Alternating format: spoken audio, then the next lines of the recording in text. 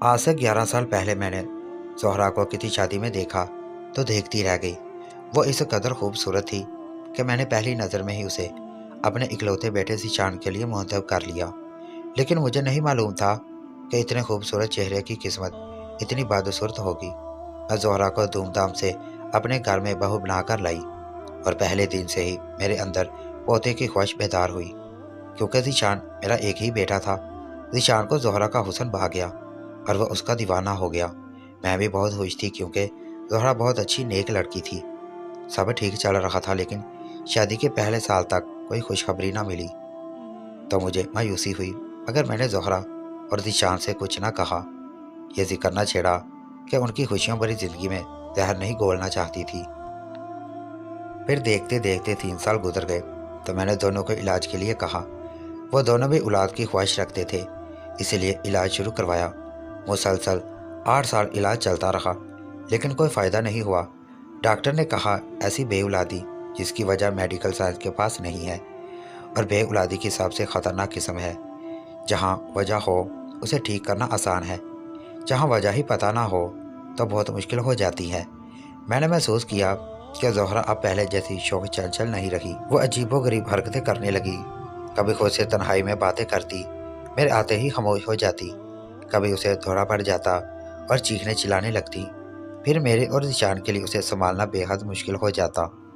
اس کی حرکات و سکنات دن بدن مشکوک ہوتی جا رہی تھیں۔ اسے سارے عرصے میں نے ذیشان کی دوسری شادی کا نام نہ لیا۔ پھر ایک دن میں نے ذیشان سے کہا کہ وہ دوسری شادی کر لے۔ اس دن زہرا نے ہماری باتیں سن لی۔ اس کے بعد زہرا نے مجھ سے بات چیت بند کر لی۔ میں کوئی ظالم ساس نہیں تھی، میں نے 11 سال انتظار کیا تھا، اب میری بھی مجبوری تھی۔ میں اپنے بیٹے کی گود میں اولاد دیکھنا چاہتی تھی۔ پھر میں نے دیکھا کہ زہرا روزانہ دوپہر کے وقت گھر سے نکل جاتی، پھر شام کو ہی واپس آتی۔ میں نے اس سے اس کے متعلق نہ پوچھا کہ وہ روزانہ کہاں جاتی ہے۔ مجھے لگا وہ اپنی ماں کے گھر جاتی ہے۔ مجھ سے تو اس نے بات کرنا چھوڑ دی تھی۔ گھر میں عجیب سا ماحول بن گیا تھا۔ اب ذیشان سارا دن کام پر ہوتا، رات کو ہی واپس آتا۔ اس کی نوکری ایسی تھی، گھر میں اور زہرا تھے، اور تناؤ سا ماحول بن چکا تھا۔ زہرا اپنی من مانی کرنے لگی، مجھ سے پوچھے بغیر بلکہ مجھے بتائے بغیر ہی گھر سے نکل جاتی، اور ذیشان کے آنے سے کچھ منٹ قبل واپس آ جاتی۔ میں نے سوچا اس بات کا ذکر ذیشان سے کروں، میں سمجھدار تھی، اس لیے میں نے آرام سے یہ بات ذیشان کے گوشے گزار کی تو وہ بولا، اماں زہرا اولاد نہ ہونے کی وجہ سے اداس ہو گئی ہے، اس لیے روزانہ اپنی ماں کے پاس چلی جاتی ہے اور وہاں اپنا دھیان ہٹا لیتی ہے۔ ذیشان نے کہا تو مجھے اندازہ ہوا کہ زہرا نے اس سے اجازت لی ہے باہر جانے کی۔ خیر میں چھپا ہو گئی، اب میرے گھر کی اداسی مجھے مار رہی تھی۔ میں نے دعائیں تیز کر دی، تہجد پڑھ کر اپنے پوتے کے لیے دعا کرنے لگی۔ ساری رات جا کر دعا کرتی اور یہی کہتی کہ اللہ ذیشان کو زہرا سے ہی اولاد عطا کر دے۔ مجھے اپنے بیٹے کا جتنا دکھ تھا اتنا ہی زہرا کا بھی دکھ تھا۔ میں خود غرض نہیں تھی، لیکن مجھے نہیں پتا تھا کہ میں جس پوتے کے لیے دعا مانگ رہی ہوں وہی میری جان کا عذاب بننے والا تھا۔ ایک آدھی رات کو میری آنکھ عجیب سے شور سے کھلی۔ ایسا محسوس ہو رہا تھا کہ کوئی کچھ وزنی چیز گھسیٹ رہا ہو، جس کی چرچراہٹ کی آواز سے میں بیدار ہوئی تھی۔ میں اٹھی اور کھڑکی سے لاؤنج میں جھانکنے لگی۔ یہ کس چیز کی آواز ہے؟ میں نے دیکھا کہ ایک بہت وزنی صندوق ہے جو بہت ہی قدیم زمانے کا لگ رہا تھا۔ میں زہرا اس صندوق کو گھسیٹتی ہوئی سیڑھیوں کی طرف لے جا رہی تھی۔ میں حیران ہوئی کہ یہ صندوق زہرا کے پاس کہاں سے آیا اور وہ اتنی رات کو اسے کہاں لے جا رہی ہے۔ وہ صندوق کافی وزنی تھا اور زہرا سے اٹھایا بھی نہیں جا رہا تھا، لیکن پھر بھی وہ آدھا گھنٹہ لگا کر اسے سیڑھیوں سے اوپر لے گئی۔ پہلے میں نے سوچا باہر نکل کر پوچھ لوں زہرا سے اس صندوق کے بارے میں، لیکن پھر یاد آیا کہ وہ تو مجھ سے ناراض ہے۔ میں پوچھتی بھی تو آگے سے اس نے کوئی جواب نہیں دینا تھا، اور خاص بات یہ تھی کہ آج اس رات ذیشان کسی کام سے شہر سے باہر گیا ہوا تھا، یعنی زہرا اس انتظار میں تھی کہ ذیشان گھر پر نہ ہو تو وہ یہ کام سر انجام دے۔ پھر زہرا کافی دیر چھت پر ہی رہی۔ مجھے نیند کا غلبہ تھا، میں مزید انتظار نہ کر سکی اور سو گئی۔ پھر میں اس واقعے کو بھول گئی۔ اگر میں ذیشان سے ذکر کرتی تو میں ہی بری بن جاتی اس کی نظر میں، کیونکہ ذیشان زہرا کے خلاف ایک لفظ بھی سننے کو روادار نہ تھا۔ پھر ایک دن میں بنا دستک دیے زہرا کے کمرے میں گئی تو دیکھا کہ وہ اپنے بال کینچی سے کاٹ رہی ہے اس نے 2 इंच लंबे बाल काटे और इन बालों को अपने दुपट्टे के पल्लू में बांध दिया। यह मंजर देखकर मुझे किसी अनहोनी का एहसास हुआ।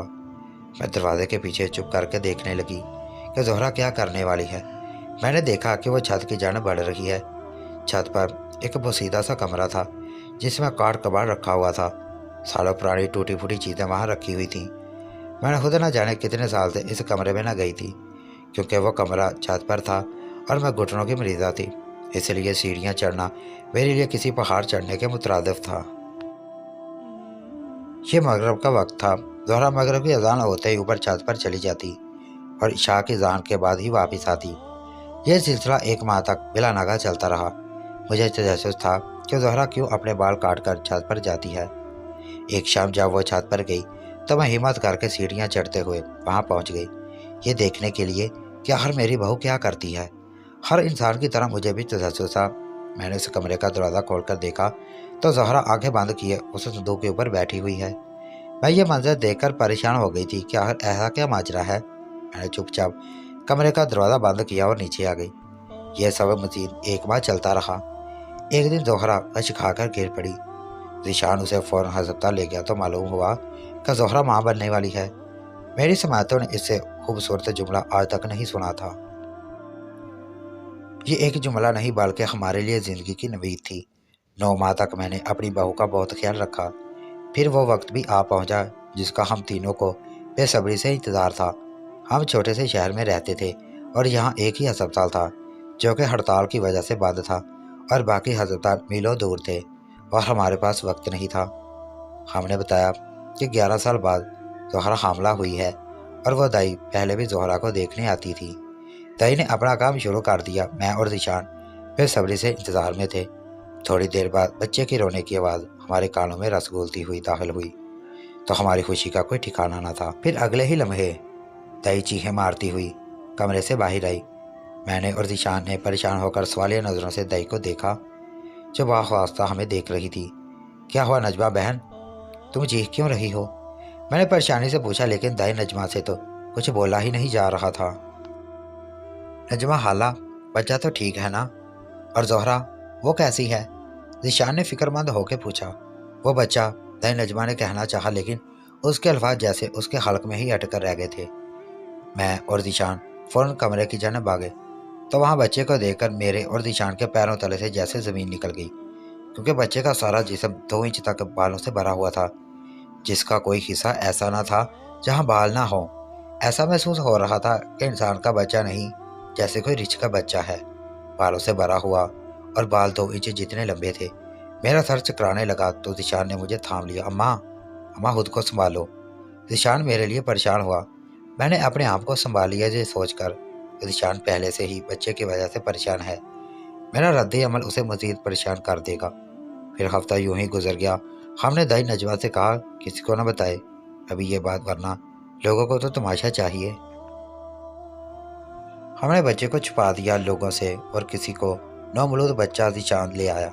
जो भी बच्चा देखने आता हम उसे वो बच्चा दिखा देते। जब देखने वाले सब देख चुके तो हमने वो पराया बच्चा उनके वालिदैन को वापस कर दिया। ज़ोहरा सारा दिन रोती रहती, ज़ीशान भी उदास था और मैं भी परेशान। फिर मुझे वो संदूक याद आया जो ज़ोहरा छत वाले कमरे में ले गई थी और उस पर बैठा करती थी। मैंने अपने अंदर सीढ़ियाँ चढ़ने की हिम्मत जमा की और छत वाले कमरे में आ गई। मैं उस संदूक के पास आ गई। मेरा दिल ज़ोर ज़ोर से धड़कने लगा। मैं उस संदूक को खोलने लगी। जैसे ही मैंने संदूक खोला तो मेरी जान निकल गई, क्योंकि वह संदूक बालों से भरा हुआ था। किसी और के नहीं बल्कि ज़ोहरा के बाल थे। फिर मुझे महसूस हुआ कि इंसानी बालों के अलावा किसी जानवर के भी बाल थे। ये बालों का ही कोई चक्कर था। मैं नीचे आई और ज़ोहरा से पूछा। जैसे ही मैंने पूछा तो वह फूट फूट कर रोने लगी। फिर उसने जो हकीकत बताई, मुझे वह सुनकर मेरे रोंगटे खड़े हो गए। ज़ोहरा ने सारी कहानी मुझे शुरू से सुनाना शुरू किया। माँ, मुझे ख़ानदान की एक औरत ने बताया कि एक अमल है जो 5 औरतों को एक अमल बताता है। वो अमल करने से अब तक काफ़ी का औलाद हुई है, लेकिन शर्त यह है कि इस बात को राज रखना, किसी को नहीं बताना।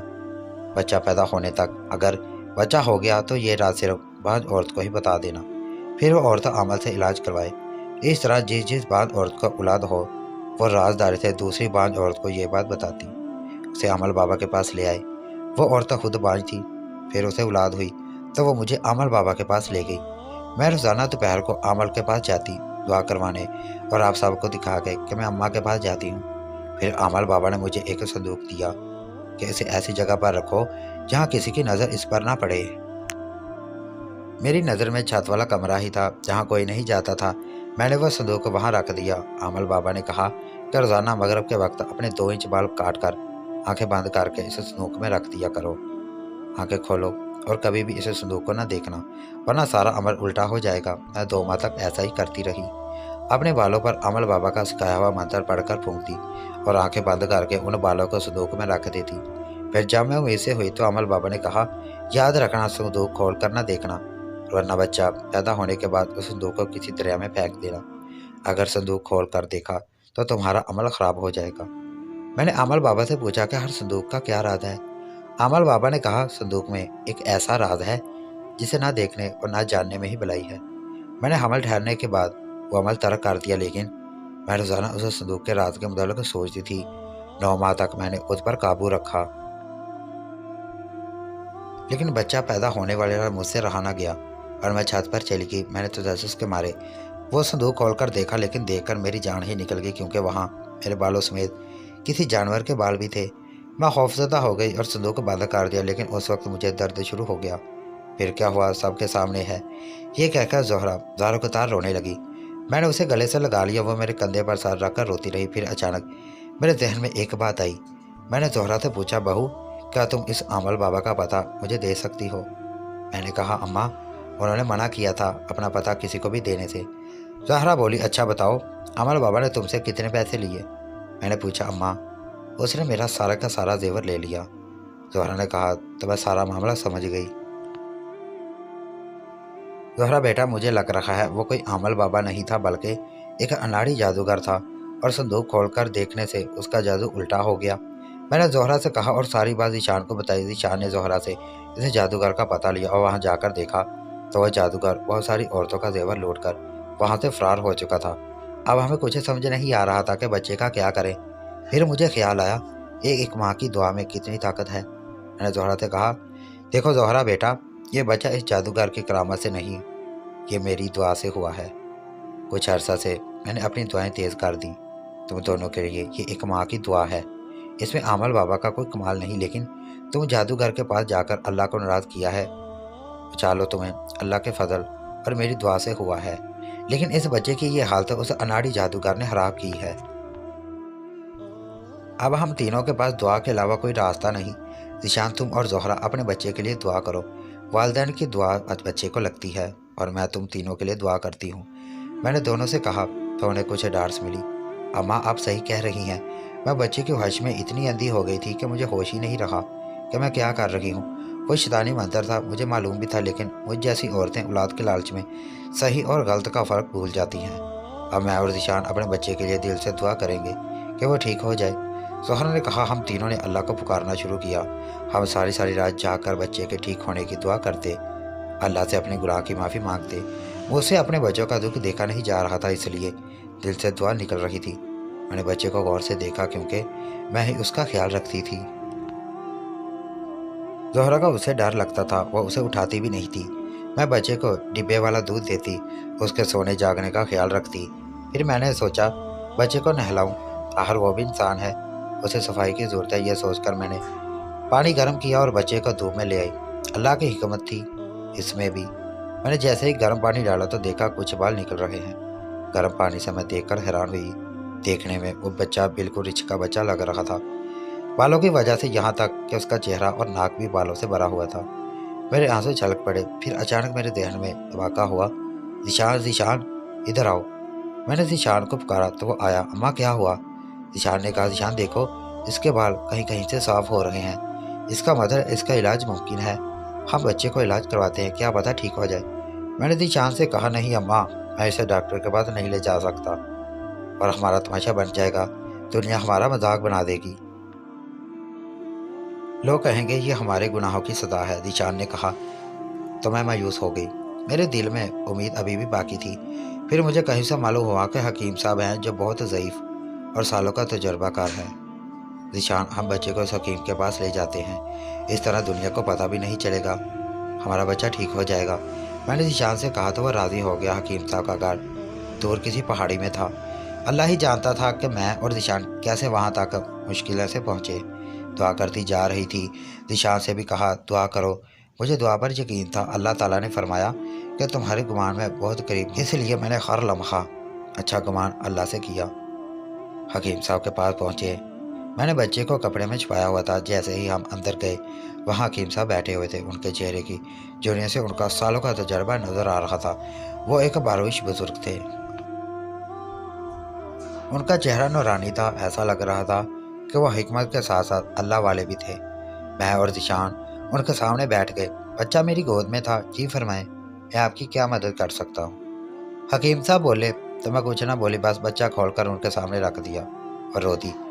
हकीम साहब बच्चे को देखकर हैरान हो गए। बेटा, अल्लाह पर तवक्कल करें, रोना मायूसी है। हकीम साहब ने बच्चे को देखते हुए कहा, मैं अपने तजर्बे के मुताबिक दुआ देता हूँ। कुछ जड़ी बूटियाँ हैं जिनमें अल्लाह ताला ने बहुत शिफा रखी है, मैं उनसे दुआ बनाता हूँ, मगर बेटा आपको थोड़ी मेहनत करनी पड़ेगी। हकीम साहब ने ज़ीशान की तरफ देखते हुए कहा, मैं सब कुछ करने को तैयार हूँ, बस मेरा बच्चा ठीक हो जाए, ये इंसान का बच्चा लगे। ज़ीशान ने कहा, बेटा ये इंसान का ही बच्चा है, हर बीमारी का इलाज है, हम अपनी कोशिश करके देखते हैं।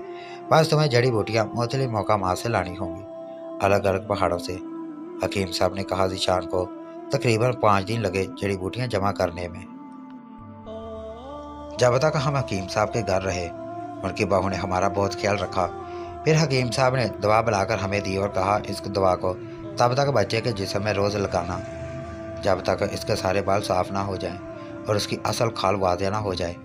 हम दवा लेकर घर वापस आ गए। ज़ोहरा के साथ उनकी वालदा थी। हमने वापस आकर ज़ोहरा को हौसला दिया, उसका इलाज है और ये ठीक हो जाएगा। अब मैं रोज़ाना बच्चे को नहलाकर वह दवा मल देती उसके सारे जिस्म पर सुबह सवेरे, और दुआ साफ करके उसे फिर से नहलाकर दुआ लगाती। मैंने लगातार 1 माह तक ऐसा किया। इस दौरान आहिस्ता आहिस्ता बच्चे के बाल झड़ते रहे, यहाँ तक उसकी खाल वाज़ेह नजर आने लगी। मज़ीद 1 माह बाद देखा तो बच्चा बहुत खूबसूरत और गोरा था। अब बच्चे की असल सूरत नजर आई तो बिल्कुल ज़ीशान के जैसा था। अल्लाह का ये मौज़ा देखकर तो हमारी खुशी का कोई ठिकाना नहीं था।